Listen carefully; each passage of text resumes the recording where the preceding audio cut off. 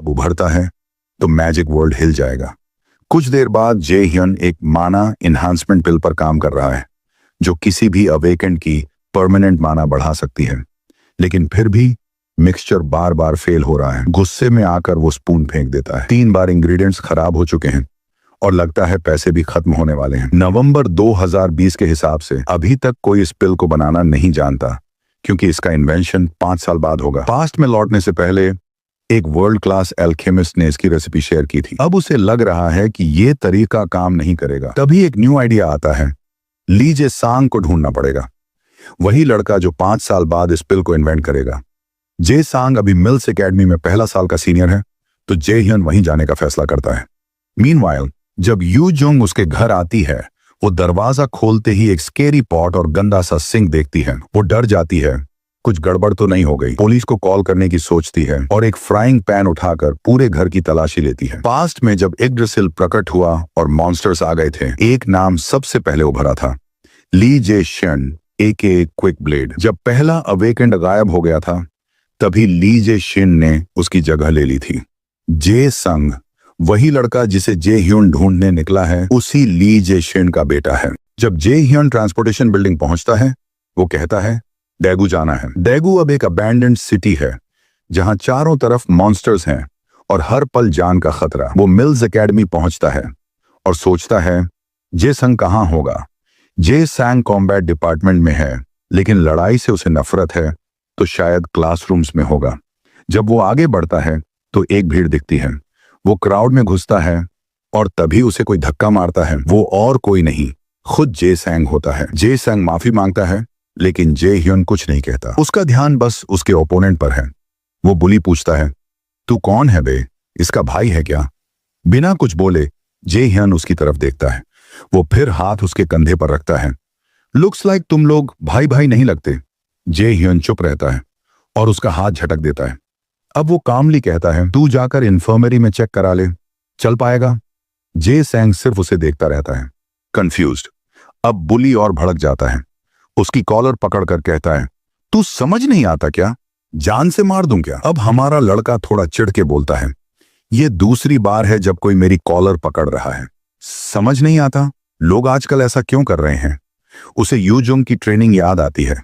Clearly imagine करो, फिर formula calculate करो, स्पेल बिल्ड करो और फिर एग्जीक्यूट। सियोन ग्योन की बात याद आते ही उसके मन में जो इमेज आता है वो है एक तेज चमकदार लाइट बीम जो तीर की तरह निकलती है।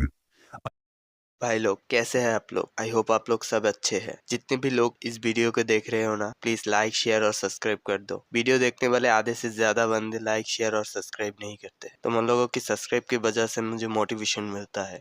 अचानक सिस्टम उसे नोटिफाई करता है, स्किल होली एरो एक्टिवेटेड। बस अपनी उंगली से इशारा करते ही वो लड़के के सीने में सीधा एक होली एरो दाग देता है। धमाकेदार फोर्स से वो पीछे गिरता है।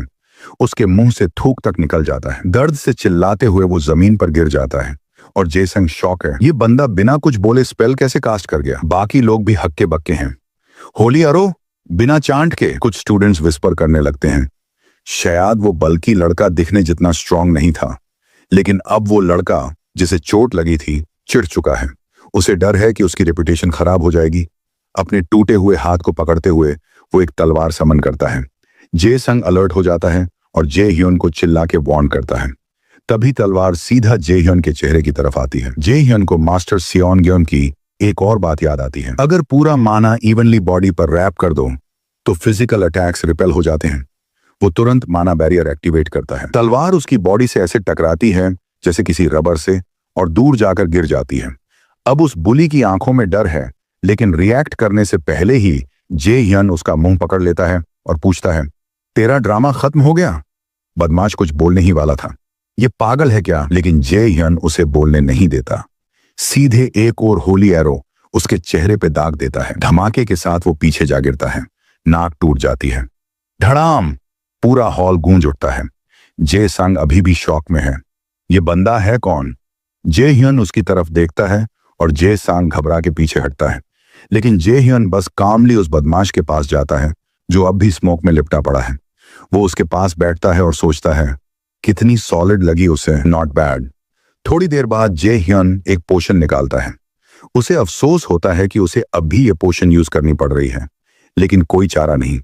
वो उसे बदमाश के चेहरे पर डाल देता है और पूरी तरह से उसकी फेस इंजरीज हील हो जाती हैं। अब जे ह्यून जे संग की तरफ मुड़ता है, जो अभी भी काफी शेकन है, और कहता है, चल नर्सेज ऑफिस चलते हैं। रास्ते में एक सुनसान जगह पर पहुंचकर जे ह्यून रुक जाता है। जे संग हैरान होकर पूछता है, तुम मुझे ढूंढते हुए आए हो? आखिरकार वो हिम्मत करके पूछता है, क्या मेरे पापा ने तुम्हें भेजा है? जे ह्यून हंस के बोलता है, नहीं, तुम्हारे पापा कौन हैं मुझे नहीं पता। पर जे सांग मानने को तैयार नहीं। फिर जे सांग पूछता है, तो फिर तुम मुझे ढूंढते हुए क्यों आए? जे ह्यून जवाब देता है, मुझे एक काम है तुमसे, एक दवा बनवानी है। जे संग शॉक्ड हो जाता है, मैं ऐसी चीजें बनाना नहीं जानता। जे ह्यून उसे उस पोशन की बोतल दिखाता है जो उसने पहले इस्तेमाल की थी और पूछता है, ब्लैक मार्केट में इसे बेचने वाला तुम ही थे ना? अब जे सांग और भी हैरान हो जाता है, तुम्हें यह कैसे पता चला? ब्लैक मार्केट में आइडेंटिटी पूरी तरह से हिडन रहती है। प्रोडक्ट्स, बायर्स, सब कुछ एनोनिमस होता है, लेकिन जे ह्यून के पास है नॉनर सिस्टम जो ब्लैक मार्केट को भी एक्सेस करता है, इसीलिए वो ट्रेस कर पाया। जे ह्यून फिर से पूछता है, तुमने ये बनाई थी ना? जे सांग डिनायल करता है, लेकिन जे ह्यून सॉफ्टली बोलता है, तुम झूठ ठीक से नहीं बोलते। फिर जे ह्यून ऑनेस्ट होता है, मैं तुम्हें ब्लैकमेल करने नहीं आया, मुझे बस एक ऐसे अल्केमिस्ट की जरूरत है जो मेरी मदद कर सके। जे सांग गिल्ट से भर जाता है। उसे याद आता है कि उसने बस कुछ पैसे कमाने के लिए पोशंस बेचे थे। अब डर लग रहा है कि अगर उसके पापा को पता चला तो वो उसे मार डालेंगे। वो जे ह्यून के आगे झुक के हाथ जोड़ता है, कृपया किसी को मत बताना। जे ह्यून कहता है, रिलैक्स, मैं बस तुम्हारे टैलेंट पे भरोसा करना चाहता हूं। जे संग पूछता है, तुम हो कौन? जे ह्यून जवाब देता है, मैं मीला एकेडमी में एडमिशन लेने जा रहा हूं और तुम्हें सीनियर मानता हूं। अब वो दोनों बैठ जाते हैं। जे ह्यून उसे बताता है कि उसे एक माना एनहांसमेंट पिल बनानी है, एक ऐसी दवा जो परमानेंट माना बूस्ट देती है। जे सांग उठकर चौंक के बोलता है, परमानेंट माना बढ़ाना ये मुमकिन है? जे ह्यून कहता है, हाँ मुमकिन है। अब जे सांग का दिमाग तेजी से दौड़ने लगता है। ऐसी दवा के लिए कौन कौन से इंग्रेडिएंट्स लगेंगे? उसकी पर्सनालिटी बदल जाती है। अब वो कॉन्फिडेंटली सोच रहा है और जे ह्यून नोटिस करता है कि ये लड़का सच में जीनियस है। जे सांग कहता है, ऐसा लगता है कि किसी और अल्केमिस्ट से पूछना चाहिए, लेकिन जे ह्यून जवाब देता है, मैं तुमसे ही करवाना चाहता हूं और सब कुछ प्रोवाइड करूंगा। जे सांग थोड़ा हेजिटेट करता है, पर मैं फेल हो गया तो? जे ह्यून मुस्कुरा के कहता है, कोई बात नहीं, रिस्क लेना भी एक इन्वेस्टमेंट है। ये सुनकर जे संग की आंखें भर आती हैं। पहली बार किसी ने मुझ पे विश्वास किया है। जे ह्यून भी खुश होता है, उसने कनेक्शन बना लिया। अगली सुबह जे संग अपने कमरे में बैठा सोचता है, क्या किसी ने कभी मुझ पे इतना भरोसा किया है? वो हमेशा कावर्ड समझा गया। उसकी माँ जल्दी चली गई और पापा ने कभी एक्सेप्ट नहीं किया। अब पहली बार किसी ने उसे कहा, फेल भी हुआ तो कोई बात नहीं। बस इतना सुनना ही उसके लिए बहुत था और वो चुपचाप रो पड़ता है। इस बीच जे ह्यून का मेन क्वेस्ट अभी बाकी है। हेल की ट्रायल पूरी करनी है। नाइट शेड को टाइम लिमिट के अंदर हराना है, तभी मिलेगा हेल का गिफ्ट। अगर फेल हुआ तो मौत पक्की है। अब बस 10 दिन 23 घंटे बचे हैं। कुछ समय बाद जे ह्यून ट्रेनिंग हॉल में सियोन गन से स्पार करता है। वो उसके ब्लू लाइटनिंग अटैक्स को डॉज करता है। ब्लास्ट के बीच वो एक मैजिक शील्ड बनाता है और होली एरो से काउंटर करता है। सियोन गन शील्ड से बचती है, लेकिन उसमें एक क्रैक दिखता है और वो हैरान हो जाती है। इसने इतनी जल्दी इतना प्रोग्रेस कैसे कर लिया? स्मोक के क्लियर होते ही दोनों एक दूसरे को काउबॉय स्टाइल स्टेयर करते हैं। जे ह्यून की बॉडी से येलो लाइटनिंग फ्लिकर करता है। ब्लिट्स चेन एक्टिवेट हो जाता है। सियोन ग्यून भी रेडी है। तभी मैनेजर आता है, टाइम्स अप, दोनों ने बहुत अच्छा किया। लेकिन हैरानी की बात यह थी, ट्रेनिंग हॉल जो आर्क मेटल से बना था वो भी अब टूट चुका था। अगर उसने उन्हें बीच में ना रोका होता तो पूरी हॉल तबाह हो जाती। थोड़ा आराम करने के बाद सियोन गन उससे कहती है कि वो काफी अनबिलीवेबल स्पीड से स्ट्रांग हो गया है। अब वो पहले से ज्यादा स्पेल्स भी कास्ट कर सकता है और उसकी स्ट्रेंथ भी रिडिकुलसली हाई है। अचानक वो उससे पूछती है कि क्या वो थियोरी भी सेपरेटली पढ़ रहा है। वो जवाब देता है कि हाँ, एक दोस्त से सीख रहा है। एक्साइटेड होकर सियोन गेओन कहती है कि ये तो एक्सपेक्टेशन से बेटर है, क्योंकि उसे टेंशन थी कि वो थियोरी में उसकी मदद नहीं कर पाएगी। वो कहती है, लगता है तुम्हारा दोस्त काफी इंटेलिजेंट है। जे ह्यून थोड़ी झिझक के साथ मानता है कि हाँ वो है, लेकिन उसके मन में चलता है असली प्रॉब्लम यू जुंग की वियर्ड आस पर्सनालिटी है। चलने से पहले सियोन ग्यून उसे रिमाइंड कराती है कि उसने कहा था वो फिर से किसी डंजन को रेड करना चाहता है। वो अफर्म करता है कि हाँ, वो अपने अब तक के ट्रेनिंग की इफेक्टिवनेस टेस्ट करना चाहता है। सियोन गन को लगता है कि जिस ई रैंक डंजन में वो पहले गया था वो अब उसके लिए कुछ नहीं है। So she encourages him to do his best. लेकिन दिक्कत यह है कि वो ई रैंक नहीं बल्कि सी रैंक डंकन था, जहां उसे हेल और नाइट शेड का सामना करना पड़ा था। अब वो सोचता है कि क्या वो अकेले एक सी रैंक बॉस मॉन्स्टर को हरा सकता है, लेकिन फिर वो सोचता है कि ज्यादा सोचने का कोई फायदा नहीं। उसने प्रॉपर तैयारी की है और अब उसे बस फाइट पर फोकस करना है। कुछ समय बाद जे ह्यन जाता है जे संग के पास, जिसने बहुत मेहनत से एक खास पिल बनाया है। जैसे ही जे ह्यन वो मैना एनहांसमेंट पिल खाता है, उसकी मैजिक स्टैट 15 पॉइंट्स तक बढ़ जाती है और इसका इफेक्ट देखकर वो लिटरली शॉक में आ जाता है। एल्केमी एक डीप और कॉम्प्लेक्स साइंस है। सेम आइटम भी अलग अलग एल्केमिस्ट्स के हाथ में अलग रिजल्ट दे सकता है। अगर जे ह्यन यही इंग्रेडिएंट्स किसी और एल्केमिस्ट को देता तो शायद उसकी मैजिक स्टैट सिर्फ 5 ही बढ़ती। जे ह्यन मुस्कुराता है और जे सैंग से कहता है कि वो सच में टैलेंटेड है। जे सैंग मॉडेस्टली कहता है, ये सब इसलिए पॉसिबल हुआ क्योंकि मैं तुम पर भरोसा कर सका। थोड़ी देर बाद जे ह्यन वहां से निकल जाता है। अब वो रेडी है अगली सुबह नाइट शेड को हराने के लिए। दूसरी तरफ हेल अपने ड्रैगन गार्मर से बात करती है और कहती है कि लगता है आज उनके पास एक इंटरेस्टिंग गेस्ट आने वाला है। टाइमर में अब सिर्फ 9 दिन और 22 घंटे बाकी हैं। जे ह्यन वापस डंजन के गेट पर पहुंचता है।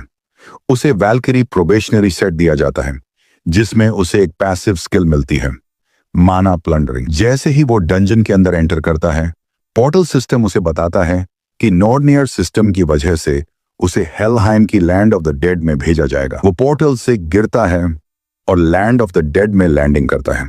अगर वो नाइट शेड को हरा देता है तो उसे हेल से फिर से मिलने का मौका मिलेगा। तभी उसके पीछे से एक आवाज आती है जो उसे एडवर्सरी कहती है और लोकी वो नॉर्नियर का जिक्र करती है। अगले ही पल वही मॉन्स्टर उस पर एरोस चला देता है, लेकिन जे ह्यन जल्दी से एक मैजिक बैरियर एक्टिवेट करके खुद को बचा लेता है। जैसे ही वो पीछे मुड़कर देखता है, वो नोटिस करता है कि कई मॉन्स्टर्स जमीन से बाहर आ रहे हैं। उसे याद आता है कि सियोन ग्यून ने उससे कहा था वो उसे एक बैटल मेज की कॉम्बैट स्टाइल सिखाना चाहती है। बैटल मेजेस को वॉरियर्स अक्सर सोर्ड्समैन भी कहते हैं। ये एक हाइब्रिड फाइटिंग स्टाइल है जो मैजिक और फिजिकल कॉम्बैट दोनों का यूज करती है, लेकिन अब तक कोई भी इसमें फुली सक्सेसफुल नहीं हो पाया।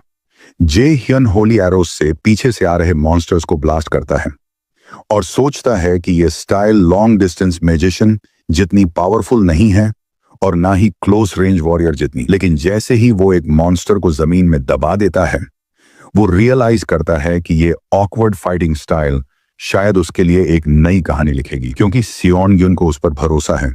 धीरे धीरे उस सारे मॉन्स्टर्स को फिनिश करता है। दूसरी तरफ मैनेजर संग जे डंजन के एंट्रेंस की गार्ड कर रहा होता है। तभी उसे लगता है कि वहां कोई और भी है। वो चौंकता है क्योंकि उसे ऐसी कोई रिपोर्ट नहीं मिली थी।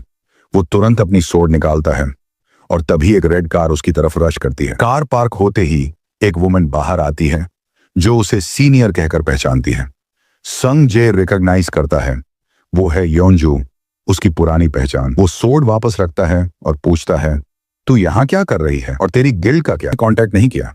बहरहाल वो कहता है, अच्छा लगा तुझे इतने सालों बाद देखकर, लेकिन मुझे नहीं लगता तू सिर्फ मुझे मिलने के लिए यहाँ आई है। योनजू आगे बढ़ती है और पूछती है, सीनियर, क्या तुम इस डंजन को मैनेज कर रहे हो? वो जवाब देता है, ये आउटसाइडर के कंसर्न की बात नहीं है। लेकिन योनजू फिर भी बात करती रहती है। कहती है कि नॉर्मली डंजन्स मैनेज करना उसकी रिस्पॉन्सिबिलिटी नहीं होती। क्या उसे डिमोशन मिला है? जब वो कुछ नहीं कहता तो योनजू पूछती है, गिल्ड मास्टर स्योंग योन बीमार है, ये सच है क्या? संग जे का चेहरा गंभीर हो जाता है। वो कहता है, ये सिर्फ एक रूमर है। जब वो पूछता है कि उसे ऐसी बात कहां से पता चली, योनजू बताती है, हमारी क्यूरेटर गिल्ड के पास बहुत से ईयर्स होते हैं। संग जे सस्पेक्ट करता है, मतलब उनकी गिल्ड में कोई स्पाई है? वो सार्कास्टिकली कहता है, धन्यवाद जानकारी के लिए, I'll हैंडल इट। थोड़ा इरिटेट होकर वो पूछता है, अब और कुछ है? मुझे अब वापस जाकर क्लीन अप शुरू करना है। योनजू फाइनली पूछती है, क्या तुम एक लड़के को जानते हो, मिनजाए ह्योन? सुनते ही संग जाए अलर्ट हो जाता है। योनजू कहती है, ये लड़का अक्सर योनहवा गिल्ड में दिखता है और गिल्ड मास्टर यू सोंग यून से भी मिलता है। क्या तुम जानते हो क्यों? कंफ्यूज्ड होकर संजय कहता है, मुझे नहीं लगता ये आउटसाइडर के कंसर्न की बात है। योनजू साय करती है और चली जाती है। जाते जाते कहती है, मुझे पता था तुम मुझे कुछ नहीं बताओगे। तुम वैसे भी हमेशा से एक स्ट्रिक्ट इंसान थे, मैं तो बस अपनी सैलरी के लिए कुछ करने का बहाना ढूंढ रही थी। फिर वो अपनी कार में बैठती है और वहां से निकल जाती है। मीनवाइल डंजन में जे हियन ने बहुत से मॉन्स्टर्स को मार दिया है और उनकी लाशों के ढेर पर बैठा है। तभी डंजन बॉस नाइटशेड फाइनली सामने आता है। जे हियन मॉन्स्टर को देखकर कहता है, काफी टाइम हो गया। नाइटशेड की बॉडी एक ब्राइट रेड ईरी आग में जल रही है और वो एकदम से जे हियन की तरफ जंप करता है। जे हियन हवा में कूदकर होली एरोस नीचे की तरफ उसके आईज और माउथ पर फायर करता है और थोड़ी देर के लिए उसे डिस्टेबलाइज कर देता है। लेकिन नाइटशेड हर्ट नहीं लगता। वो अपना हाथ हटाता है और उसकी ग्लोविंग रेड आईज सामने आती हैं। फिर वो जे हियन की तरफ कई एनर्जी ब्लास्ट फेंकता है। जे हियन उन्हें देखता है, जल्दी से कैलकुलेशन करता है और एकदम सही स्टेप लेकर अटैक डॉज कर लेता है। जैसे ही वो मॉन्स्टर के सामने पहुंचता है, वो और भी डिस्ट्रक्टिव ब्लास्ट भेजता है, लेकिन जे हियन फिर भी डॉज कर जाता है। वो सार्कास्टिकली पूछता है, क्या तू अब पैनिक कर रहा है? लग नहीं रहा कि तेरे हिसाब से सब जा रहा है। जे हियन एक्टिवेट करता है अपनी लाइटनिंग चेन और उसे नाइटशेड की तरफ भेजता है। मॉन्स्टर चेन के एंकर को नॉक ऑफ कर देता है, लेकिन जे हियन एकदम से एंकर को रीडायरेक्ट करता है और पूरी चेन को मॉन्स्टर की बॉडी के चारों तरफ लपेट देता है। लेकिन मॉन्स्टर वायलेंटली रिएक्ट करता है, जिससे जे हियन को लगता है कि ये अभी भी काफी नहीं है। वो एक बैराज ऑफ होली एरोस भेजता है सीधे उसकी आईज की तरफ। अटैक इतना पेनफुल होता है कि मॉन्स्टर के फेस से खून निकलने लगता है, लेकिन नाइटशेड इजीली हार मानने वाला नहीं है। वो फिर से चेन तोड़ देता है। तभी सिस्टम एक वार्निंग देता है, boss monster has entered berserk state. अब उसकी स्ट्रेंथ और डेक्सटेरिटी दोनों 1.5 गुना बढ़ चुकी हैं। ये जे हियन के लिए डेफिनेटली बैड न्यूज है। और जैसे ये काफी नहीं था, सिस्टम उसे बताता है कि उस पर स्टिग्मा ऑफ डेथ लग चुका है। अगर वो 10 मिनट के अंदर इसे रिमूव नहीं करता तो उसे सडन डेथ पेनल्टी का सामना करना पड़ेगा। इसका एक ही तरीका है, नाइटशेड को हराना। जे हियन थोड़ा घबराता है। असामान्य मृत्यु दंड, ये क्या नया कॉम्प्लिकेशन है? मैंने पहले कभी नहीं सुना इसके बारे में। अजीब बात यह थी कि सिस्टम ने उसे यह भी बताया कि उसकी एब्सोल्यूट कैलकुलेशन स्किल, जिसे यूनिवर्सल डेरिवेशन भी कहते हैं, वो एक्टिवेट हो चुकी है। अब भी कंफ्यूज जे हियन को शक होता है कि ये सब हेल की चाल है, इसलिए वो उसे पुकारते हुए पूछता है, तुम ऐसे कैसे इंटरफियर कर सकती हो? जवाब देने के बजाय सिस्टम एक 10 मिनट का काउंटडाउन दिखाता है और उसमें से 30 सेकंड तो पहले ही जा चुके हैं। अब भी उसके ऊपर स्टिग्मा ऑफ डेथ एक्टिव है, लेकिन फिर भी जे हियन उस बर्सर्क मॉन्स्टर की तरफ दौड़ता है।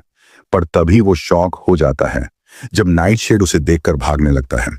जे हियन तुरंत एक होली एरो ब्लास्ट दागता है जो मॉन्स्टर के चेहरे पर सीधा जाकर लगता है और उसमें एक बड़ा होल बना देता है, इससे पहले कि वो बहुत दूर भाग सके। टाइमर अब 8 मिनट 32 सेकंड पर आ चुका है और नाइटशेड के चेहरे पर एक क्रीपी सी स्माइल आ जाती है। ऐसा लग रहा था जैसे उसे पता हो, अगर वो फाइट को लंबा खींचता रहा तो वही जीतेगा। जे हियन ये समझ जाता है और डिसाइड करता है कि अब उसे एक वाइड एरिया स्किल यूज करनी होगी जिससे मॉन्स्टर डोड ना कर सके। पर जैसे ही वो स्पेल एक्टिवेट करने ही वाला होता है, नाइटशेड अपनी नजरों से उसे कैप्टिवेट कर लेता है और उसकी कंसंट्रेशन टूट जाती है। सिस्टम उसे अलर्ट करता है कि वो रेजिस्ट करने में फेल हो गया है और अब उस पर फियर डिबफ लग चुका है जो उसकी एबिलिटीज को कमजोर कर देता है। कंफ्यूज्ड और डर के मारे सहमा हुआ जे हियन अगले ही मोमेंट में मॉन्स्टर का अटैक झेलता है। सिस्टम कंफर्म करता है कि फियर डिबफ अब खत्म हो चुका है, लेकिन अब तक जे हियन खून थूक रहा होता है। फिर भी वो गिरता नहीं है। वो अपने पैरों पर टिके रहकर दोबारा खड़ा होता है। अब टाइमर पर सिर्फ 7 मिनट 11 सेकंड बचे हैं। जे हियन को लगता है कि मॉन्स्टर दोबारा उसे इमोबिलाइज करने वाली स्पेल का इस्तेमाल करेगा, लेकिन जब वो ऐसा नहीं करता तो जे हियन सोचने लगता है शायद वो स्पेल बार बार इस्तेमाल नहीं कर सकता। पर अब भी अनसर्टेनिटी है, क्योंकि अगर वो लाइट्स जजमेंट यूज करने की कोशिश करता है तो मॉन्स्टर उसे फिर से रोक सकता है और उसकी सारी माना खत्म हो जाएगी। उसे अब कुछ नया सोचना होगा। उसे याद आता है कि थोड़ी देर पहले उसने मॉन्स्टर की आंख पर हमला किया था और शायद अब उसकी विजन पहले से नैरो हो चुकी है। वो डिसाइड करता है कि अब वो विंड बूस्ट यूज करेगा ताकि उसकी बची खुची नजर भी खत्म कर सके। एक तेज हवा से वो मॉन्स्टर की विजन ब्लॉक करता है और जैसे ही स्मोक क्लियर होता है, जे हियन की हथेली में लाइट मैजिक जलता हुआ दिखाई देता है। उसने पहले से प्लान किया हुआ था और अब उसने मौका पकड़ लिया है। वो मॉन्स्टर को चिढ़ाता है, तू क्या सोचता था मैं अंधों की तरह तुझ पर दौड़ पड़ूंगा? गलिबल! वो फ्लैश बॉम्ब एक्टिवेट करता है। अगले ही मोमेंट पूरे फील्ड में ब्राइट लाइट एक्सप्लोड होती है और साथ ही बिजली की कई चेन्स निकलती हैं और सीधा नाइटशेड पर हमला करती हैं। एक्सप्लोजन के बीच जेह्यून राहत की सांस लेता है। Finally got you bastard. Monster आग में जलता है और दर्द से चीखता है, लेकिन तभी जेह्यून को पीछे कुछ अनडेड मॉन्स्टर्स नजर आते हैं। वो वही हैं जिनसे वो पहले लड़ चुका था। वो तुरंत अपनी सैक्रिफाइस स्किल एक्टिवेट करता है। और मैं इस वीडियो के अगले पार्ट्स को हर रोज एक एक करके डालता रहूंगा, तो जो भी अगले पार्ट्स को देखना चाहते हो प्लीज लाइक शेयर और सब्सक्राइब कर दो।